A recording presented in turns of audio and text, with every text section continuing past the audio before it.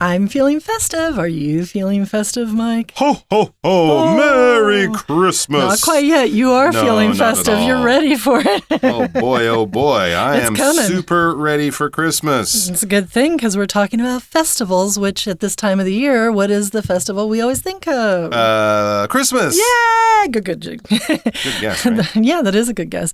Our unit is our festival unit. We're celebrating December. The magic of Christmas markets. Ooh, have you ever been to a Christmas market? I'm trying to think. I mean, I'm from Canada, and we definitely have Christmas there, but in Montreal, where I grew up and spent most of my Christmases, it might be too cold to do this kind of thing. You know, I mean, it can often be down around minus 20 or something at Christmas. You're not going outside in that. I'm not sure we actually have these things. I think it's more of a European thing. It's very European. Or they might have small ones in different neighborhoods in Montreal and other parts of Canada. But we don't really have like the big downtown one like they might have in some of these older European towns. But I would love to go to one. I've seen pictures of some in Germany.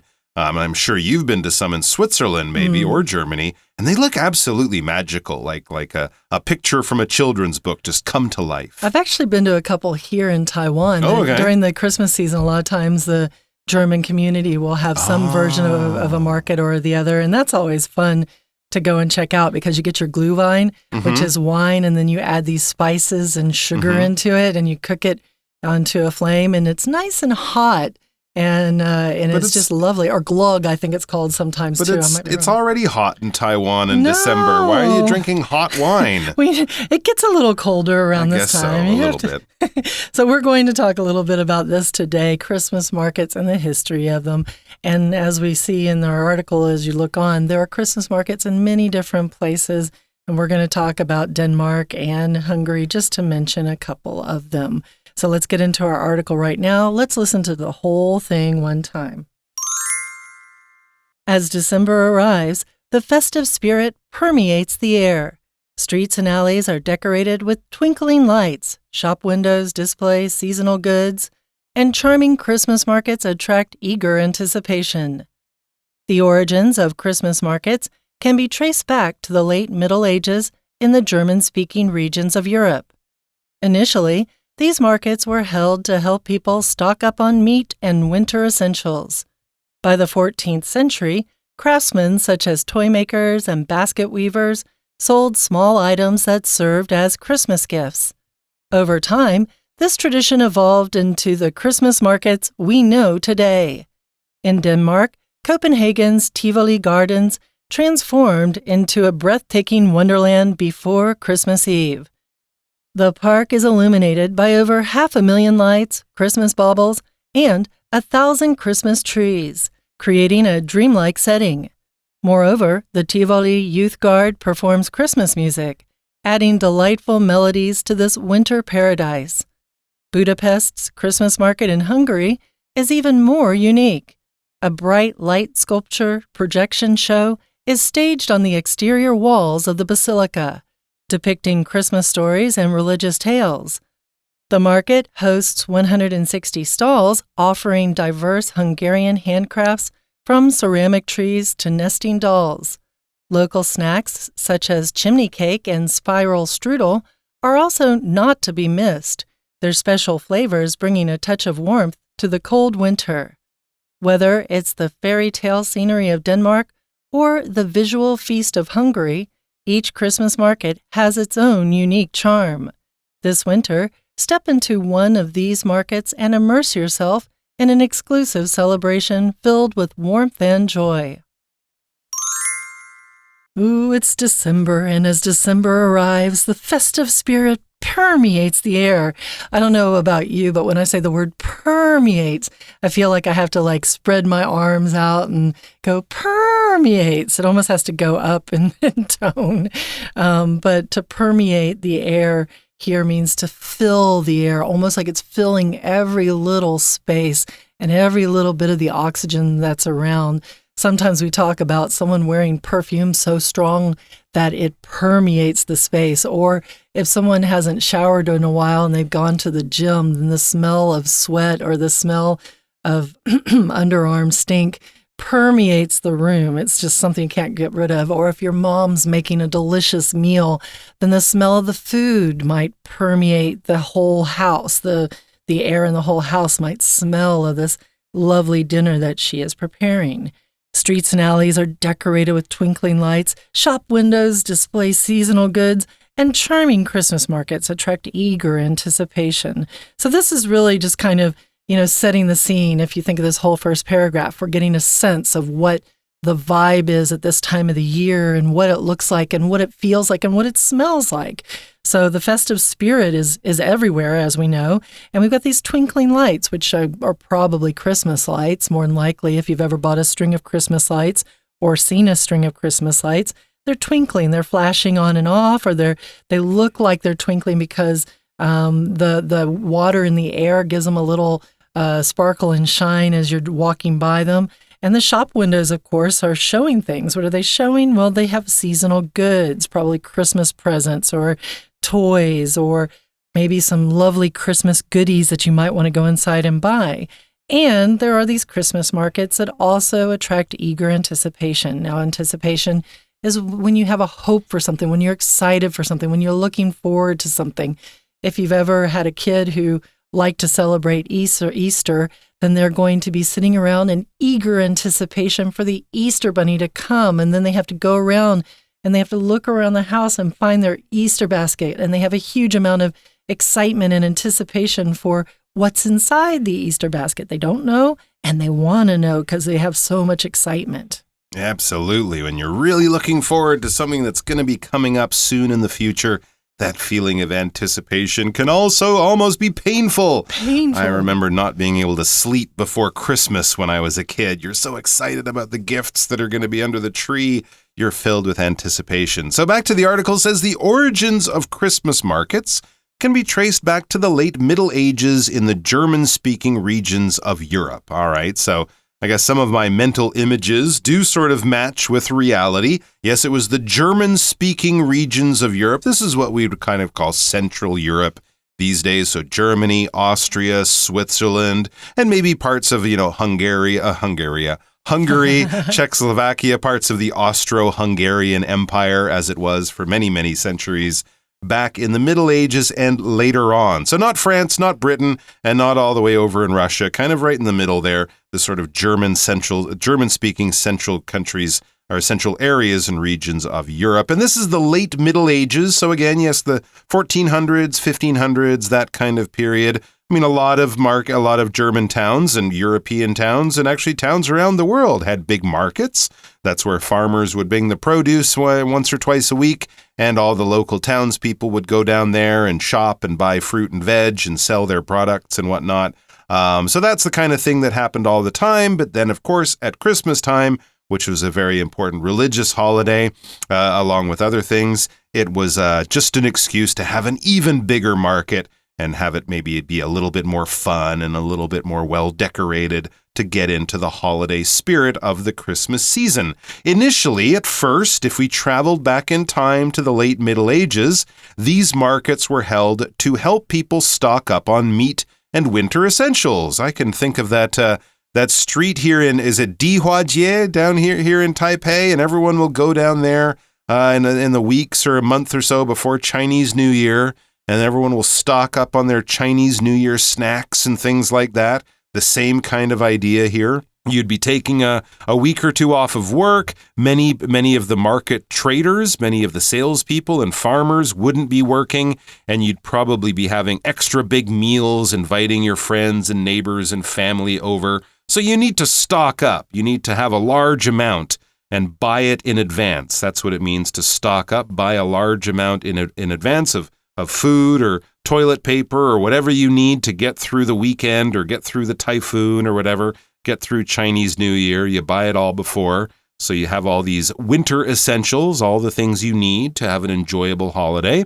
And then later on, by the 14th century, craftsmen such as toy makers and basket weavers sold small items that served as Christmas gifts. As people got richer and richer, they wanted to have nicer and nicer things. And they had more and more skilled craftsmen, craftspeople, people who make things with their hands using skill and education and knowledge. to create beautiful things that are worth more money than, simple basic items. So these nice things that people would buy for Christmas gifts. And then over time, this tradition evolved into the Christmas markets we know today. Now people maybe don't do all of their shopping at a market. They go to a supermarket or somewhere like that. But they still have some of these markets. I think here in Taiwan, in Ximen, on Saturdays and Sundays, they have a craft market. People don't go down there to buy chicken and fruit and vegetables to eat. They go down there to buy cool, art and cool things that people make using their skill that we can then enjoy ourselves or give away as gifts. I have to say, I have a lot of anticipation to know more about this subject, and I want to keep going. But before we do, why don't we take a little break and listen to our Chinese teacher right now? 听众朋友大家好，我是安娜。其实每次到12月的时候，我们都会发现啊，到处都会有一些霓虹灯啦，然后有圣诞树啦。没有错，这真的是一个圣诞日啊，圣诞月。所以像文章一开始啊，其实就告诉我们，其实到了12月，空气当中啊，到街道上啊，都会有一些节庆的气息。那这个节庆的气息包括有什么呢？其实第一段啊，它很简单，就只有2句话。第一句话就是我们刚刚说的12月的这个空气当中弥漫这个节庆的气息。那到了第2句话，其实它是用3个动词来仔细的描述刚刚第一句话的意思，描述12月的景象。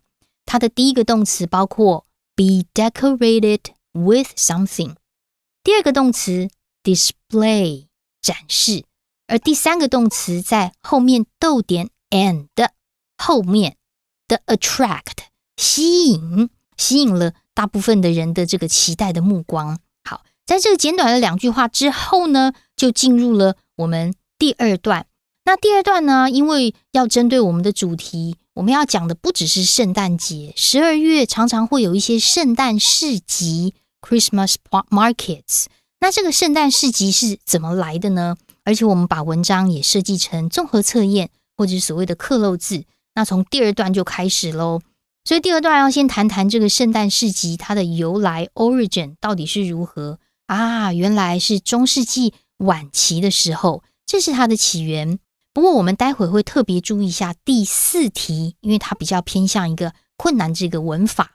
好，那回到第2段一开始，除了中世纪这个晚期的时候开始有所谓的欧洲的圣诞市集之外啊，那当初为什么会有市集呢？是因为冬天太冷了，要帮助大家储备一些肉品，还有过冬所需要的一些必需品所举办的。可是后来到了14世纪的时候啊，开始就有一些玩具商啊，或者是篮子编织商，他们就销售一些小礼物，这些小礼物就可以当成大家的圣诞礼物。我们特别注意一下第2段第3句这个地方，这里的第3句啊，有一个限定用法关系子句哦。我们说卖小东西、小礼物，对不对？小东西、小商品，这个 small items， 我们可以先划线起来，它是我们限定用法关系子句的先行词，后面的 that到句尾是限定用法的关系子句。所以随着时间慢慢的推移，这个传统就演变成我们今天所熟悉的圣诞市集，就是到了11、12月的时候呢，到处都会卖一些不管是吃的啦，或者是用的。而接下来第2段的第4句，我们也看到一个限定用法的关系子句，可是关系词关带省略掉了。先行词是 the Christmas markets， 而关系子句从 we 到 today， 可是中间省略了 which 跟 that， 为什么可以省呢？因为在括号里面 we know today 这个关系子句它当成 know 的受词，所以只要关带是受词的时候，它就可以被省略哦。All right, we're going to take a quick break, and then we'll be right back.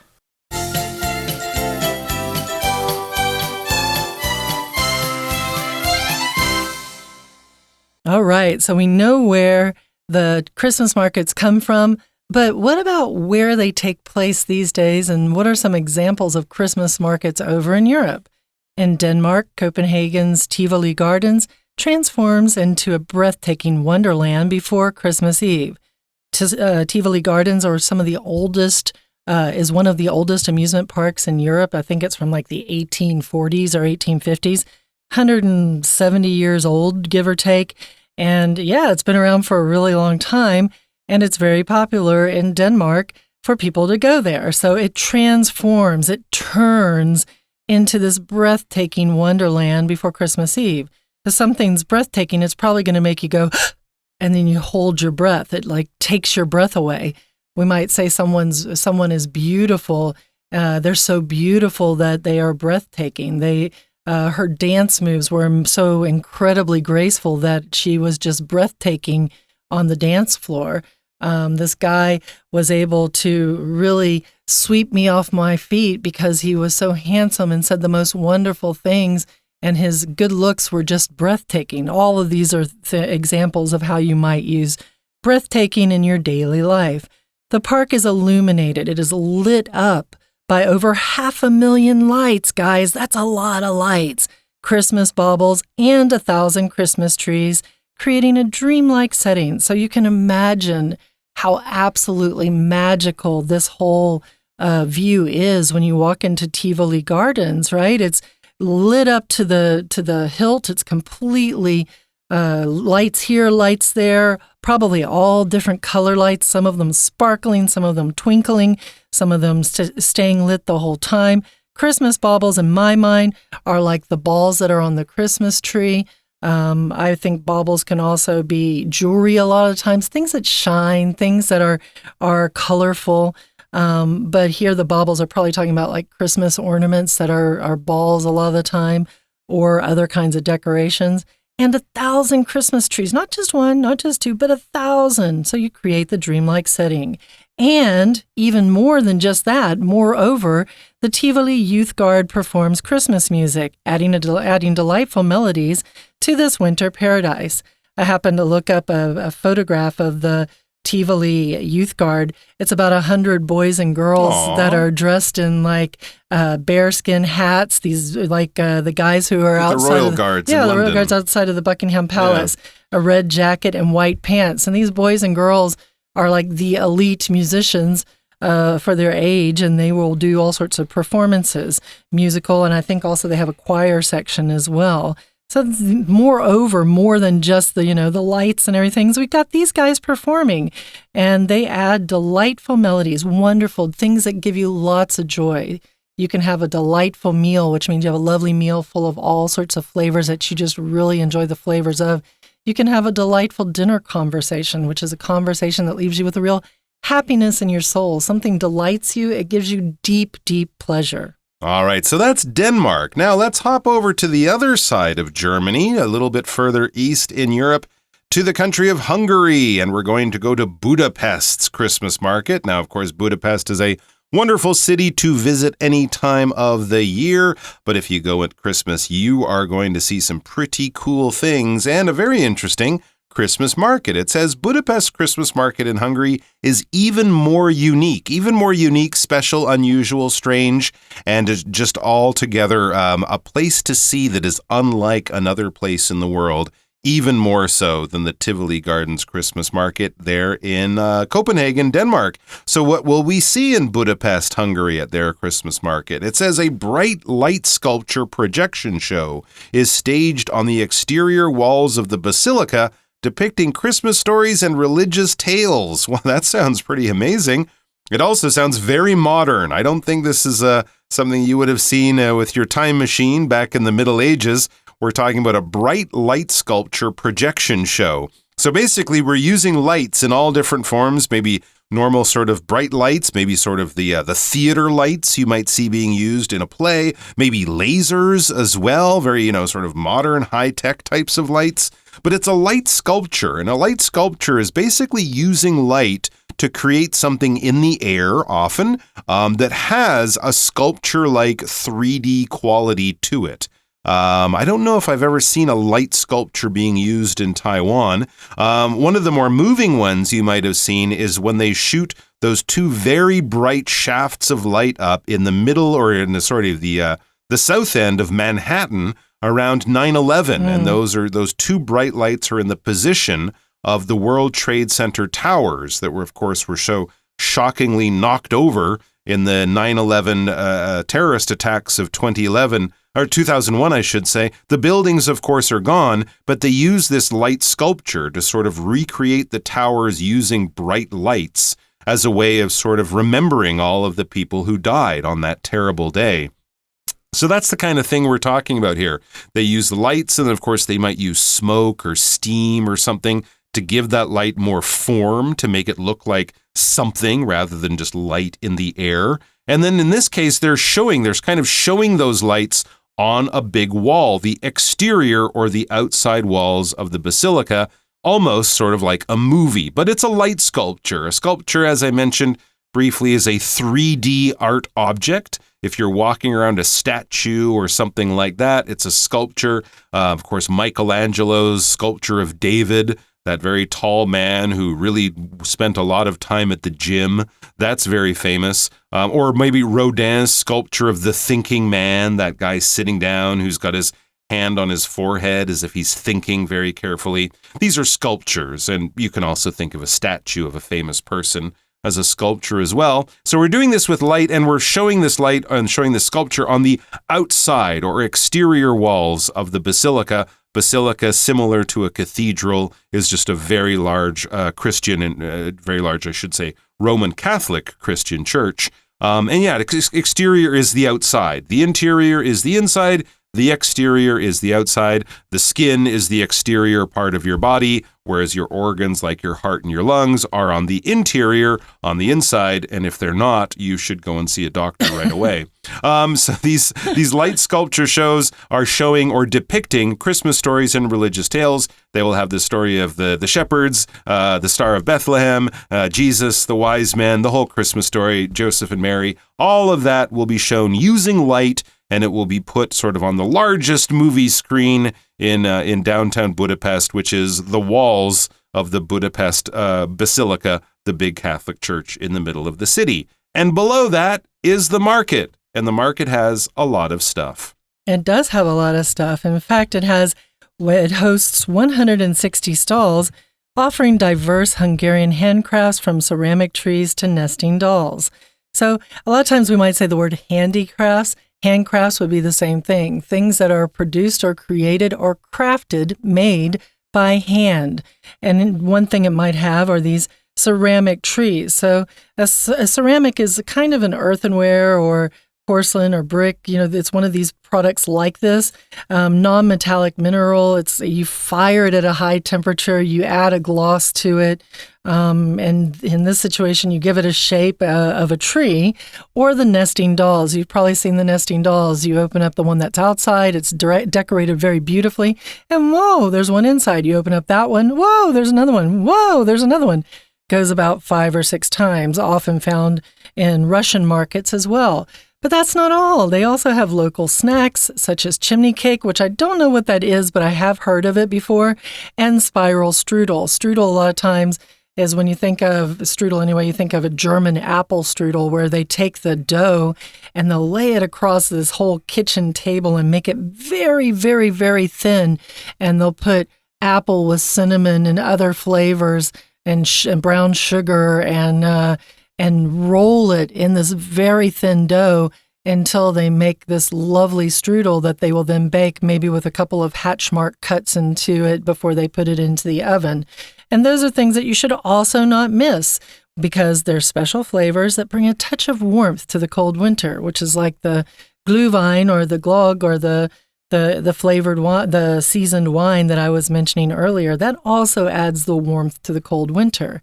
Whether it's the fairy tale scenery of Denmark, as we depicted earlier, with all the lights and all the trees and the magical singing or music being made by the band, or the visual feast of Hungary, visual because it's something that is talking about the eyes. The eyes are getting a feast. How is that possible? Well, if there's just so much for the eyes to take in, if there's so much to see, then you are getting a visual feast, right? You might get an eye test, which is checking your visual quality or your visual accuracy. If you can see things well, then you have a high level of visual accuracy. And it's not just that. It doesn't matter which one of it is. Each Christmas market has its own unique charm. So they're both very unique and very individual in what draws you in and what makes you go, wow, I love this.